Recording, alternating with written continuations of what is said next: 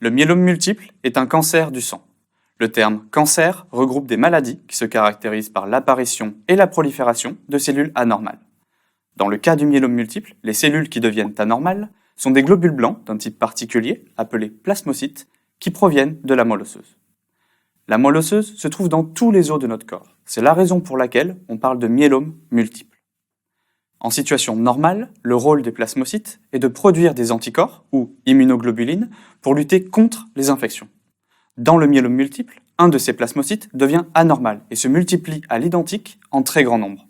On parle de clones de plasmocytes anormaux qui vont envahir la moelle osseuse. Toutes ces cellules produisent alors le même anticorps. On parle d'immunoglobulines monoclonales. Le diagnostic de myélome multiple repose sur deux examens biologiques. Une électrophorèse, réalisée à partir d'une prise de sang. Cette technique permet de séparer certaines molécules du sang à l'aide d'un champ électrique. En cas de myélome multiple, l'électrophorèse permet de visualiser la présence d'un pic de concentration localisé d'une immunoglobuline. Il s'agit du pic monoclonal. L'autre examen consiste à visualiser l'envahissement de la moelle osseuse par les plasmocytes anormaux grâce à un myélogramme.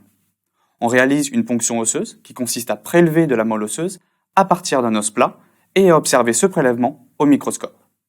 On constate que la moelle osseuse est envahie par plus de 10% de plasmocytes. En conclusion, le myélome multiple est un cancer de la moelle osseuse dont le diagnostic biologique repose sur la présence d'un pic monoclonal et d'un envahissement plasmocytaire dans la moelle osseuse supérieur à 10%. À ces données biologiques viendront s'ajouter des examens d'imagerie afin d'évaluer l'atteinte osseuse.